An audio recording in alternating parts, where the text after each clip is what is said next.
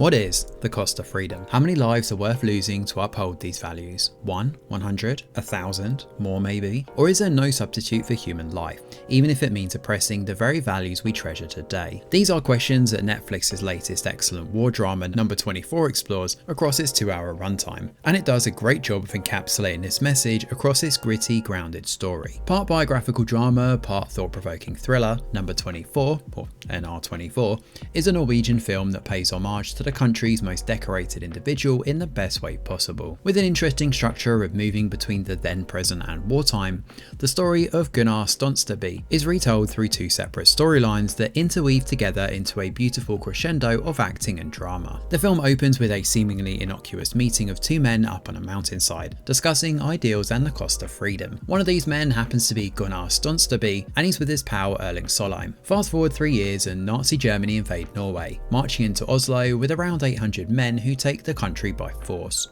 Young apprentice Gunnar is not happy with his country being occupied and decides to resist Nazi Germany, determined to protect and fight for his country's freedom, no matter the cost. This story then eventually sees him become the leader of the resistance fighters in Norway, embarking on a ton of sabotage missions to push the Nazis back and out of Norway for good. There's no glamour or fanfare here though, and instead the film bleakly retells this story while showing the harsh realities of war, for those within the resistance and the innocent bystanders. This contrast really helps give number 24 a thematic edge, as it constantly challenges the notion of freedom and just how steep a cost this is to achieve in an era stifled by misinformation and propaganda. This is all told to a group of doe-eyed students at a speech in the second timeline, taking place in the near present. Here Gunnar retells his story while also stopping from time to take questions from the audience. Some of these are pretty simple, including revealing that yes, Gunnar did kill during the war, but others are not so easy to answer. There are other questions that challenge Gunnar's personality and ethics, making him question himself. While he never breaks his resolve, it's clear that there are moral quandaries here that he'd rather keep locked up in his own self-perceived 5 drawers. Don't worry guys, this analogy will make perfect sense when you watch the film, and trust me, you absolutely should. While the editing can feel a bit disparate at times, toward the end the 2 timeline structure makes perfect sense, as a big reveal goes back to the opening scene of the movie and recontextualizes part of what we've seen, all the while sandwiching this drama around the overarching themes. Both Erik Hivju and Brian do admirable jobs bringing Gunnar to life in both his older and younger versions, and there are some definite standout scenes for both parts of his character.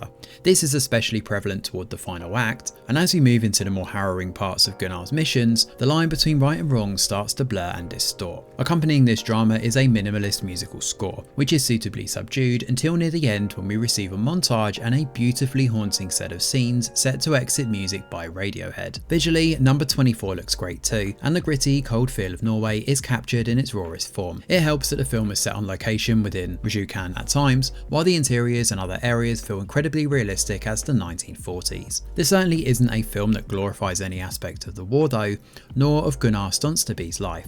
This is very much a realistic recollection of the man's life, including all the highs, lows and ugly secrets nestled around the dark corners. While some debate whether Gunnar Sønsteby was really a hero or not, less debatable however are the efforts this man has made in his life to preserve and hold true his ideals of freedom. In that respect, it's hard not to admire what the man has achieved in his life, and number 24 does an excellent job of capturing the raw essence of his fight and how that still resonates with us to this day.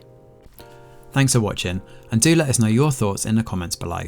Smash a like or subscribe to the channel, your support is very much appreciated. I'm Greg Wheeler, and from all of us over here at The Review Geek, we'll see you on the next video.